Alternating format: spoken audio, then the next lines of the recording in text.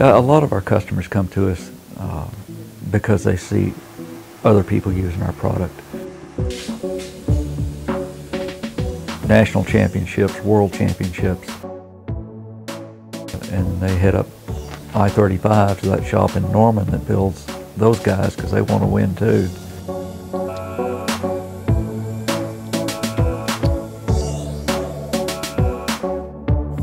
It's a speed shop, and they do excellent work in the vat. I've always brought my stuff here and had good luck with it. And I know the difference between quality work and what goes on here is quality work.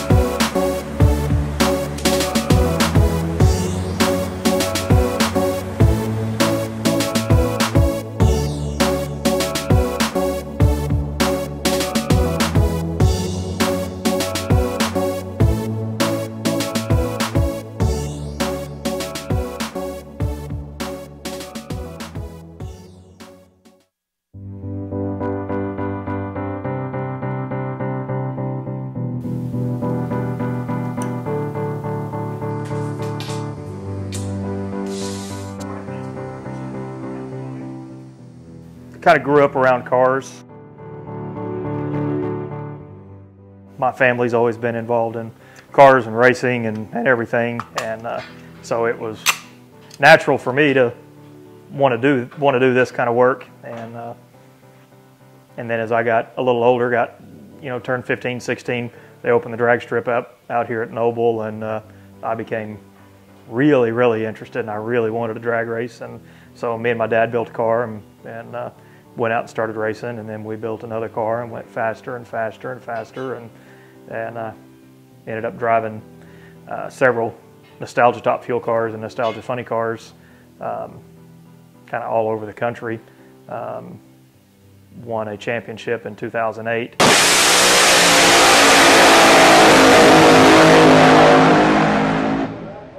And I started here in '97, so this is 20 years for me coming up next month since I started here. So it's just kind of been in my blood.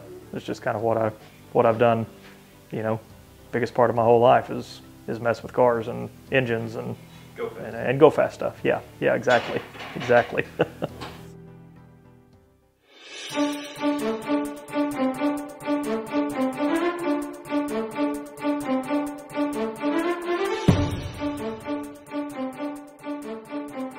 But that carburetor right there isn't using all 30 cc's of that fuel. No, you're not running that thing dry.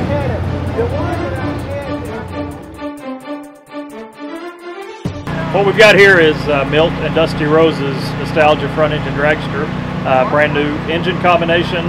Try to get some test runs in today and make sure everything's ironed out. They've got a race in 2 weeks coming up and running out of time. So, and it looks like it's probably going to rain today. So. Kind of got to get busy and get at least one run in and kind of find out where we're at. Oh yeah. The car used to run a 550 index with the other engine combination. The plan is to step up to the 5 flat index. So what we're looking for today is to find out if the car has got the potential to run the 5 flat index. If it goes out and it runs a low 5, a 5-teen or so, then you could probably tune a 5.0 out of it. But if it goes a 520 or something, we're going to have to try to figure out how to slow it down to make it consistent and go back and run the 550 class again.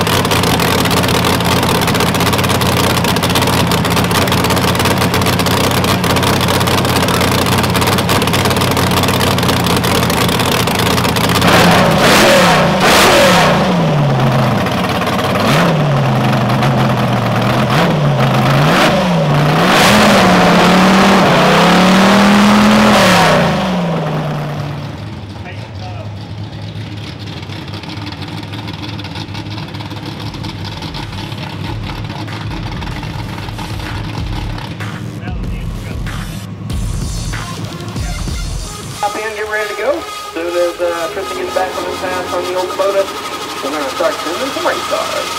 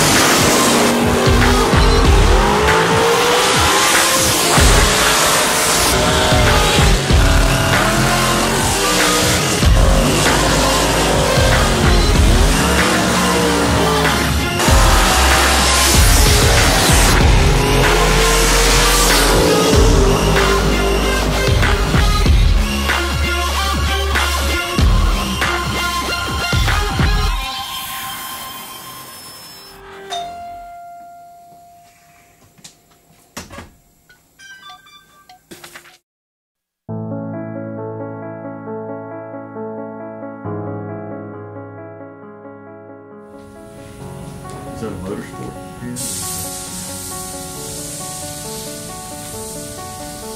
Let me be in your way. We've been around since 1963.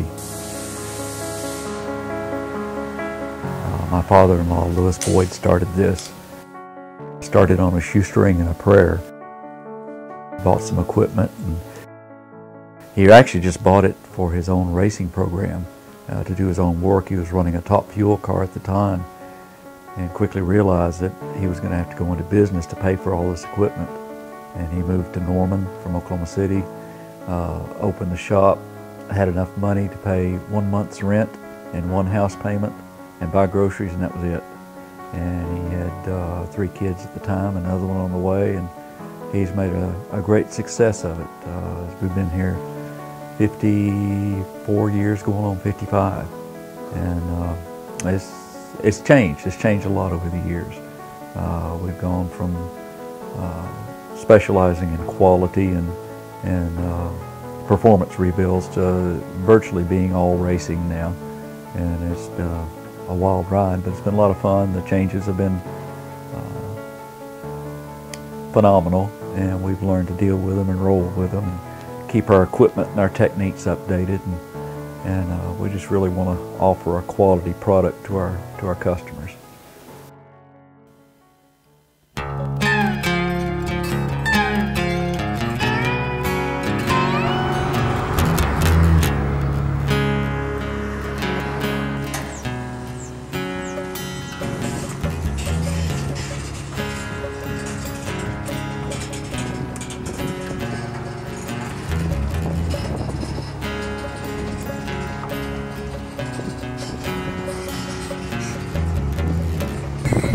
Bus medicine.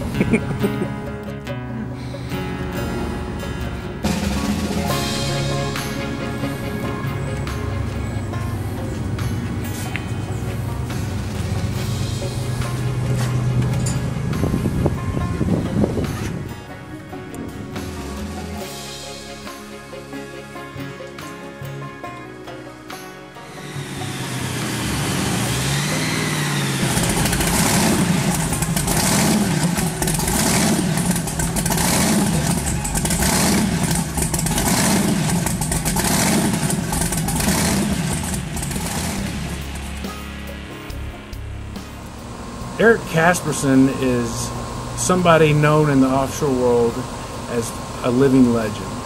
He works on some of the biggest, most powerful powerboats in the world. He's been a part of many successful teams.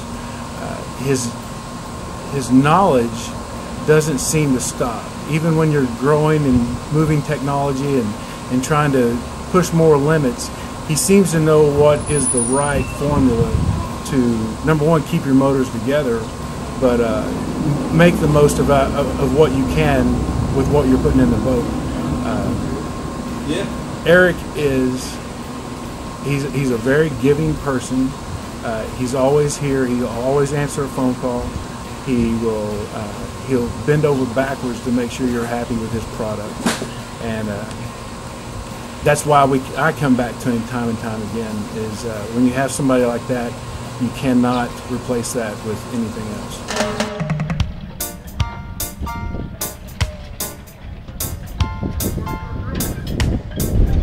Well, we got Eric trying to lean the motor out a little bit and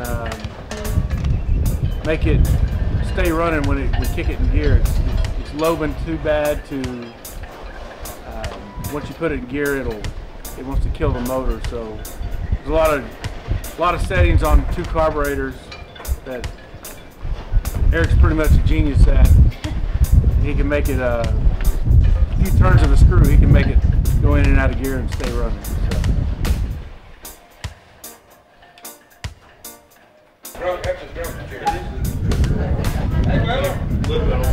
A roll fresh set of plugs in it.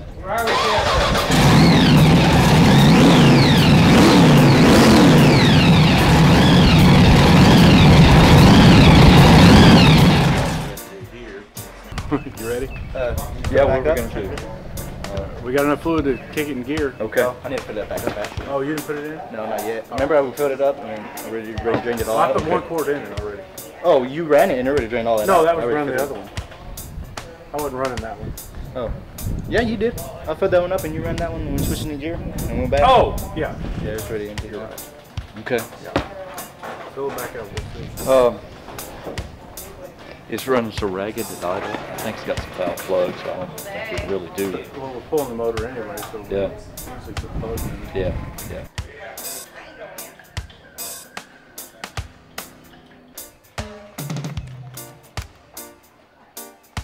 Me and Dennis be feeling bananas with our feet here directly in You hear that? Yes, Preston, you wanted a drink. Well, we pulled up and he wasn't drinking. I was like, what's wrong? He got tired one on. It wasn't tasting right yet. We specialize in building a particular engine to meet a particular customer's need. One size doesn't fit all. We can't build a super gas engine for a super comp racer, or we can't build a dirt track engine for a boat racer. It's different techniques, different materials, different cylinder heads, different camshaft profiles, and we try to tailor an engine for a customer that will win races for him and win races reliably. And we like to see him go out and run hard all year and then come back in for a freshen up in the fall and be ready to go again and just go for years and years and years.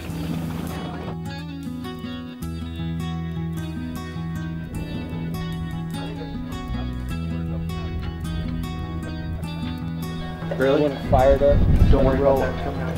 No, it's not. He knows that. No, it's fine. Better leader running.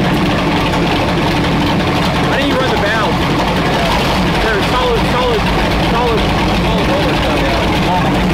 Hey, that's fine. I do want to give you the idle air spring. I want to look at the back of them.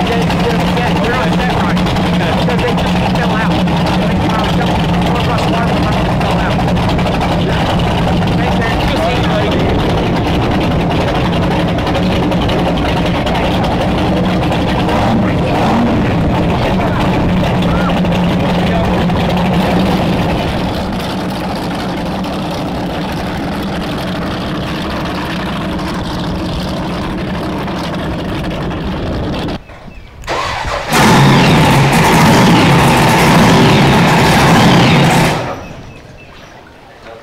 Yep. The way it sounds, I really think it's got some plugs. It needs fresh set of plugs in it. You see how rich it is? Yeah, I think it's got some fire dodge.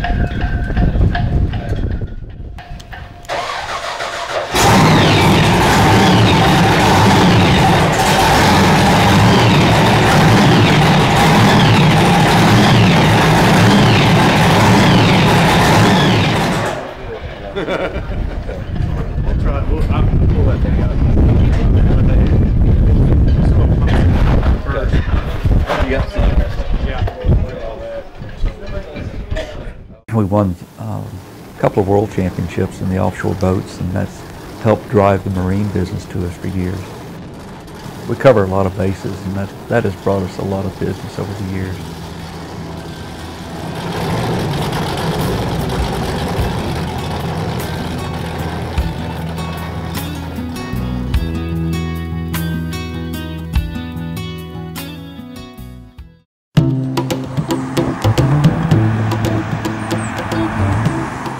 All the racers usually have what we call hero cards, and it'll tell about what they've done, where they've been, where they've won races, and we're always listed on the bottom, Boyd Racing Engines, Norman, Oklahoma, and have that name recognition factor. And a lot of them are local heroes, you know, and their friends all know them and follow them and know where they get their engines built.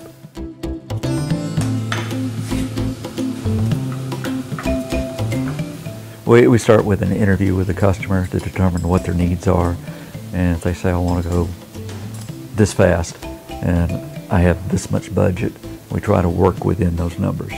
And sometimes they have unrealistic expectations. We'll say, well, you know, if you want to go this fast, we can't do it with this budget. You know, we're going to have a better crankshaft and better connecting rods and a better block, and upgrade it and say, you know, this is what it's going to cost. And then we work with the customer to try to design a package that will make everybody happy.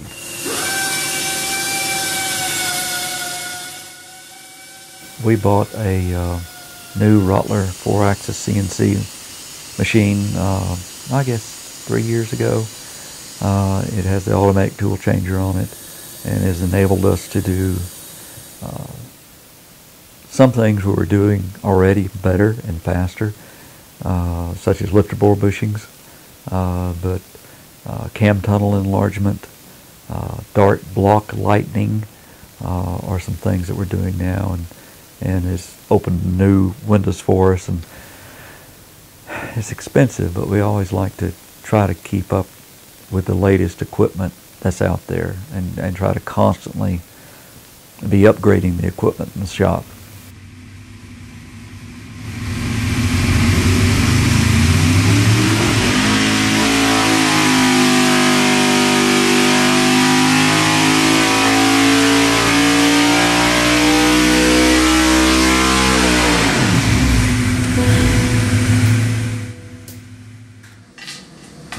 Usually on an engine like this, after 4 or 5 tests, I like to pull the valve covers, run through the rocker arms, check the valve lash, re-torque everything, make sure nothing's moving, nothing's changing.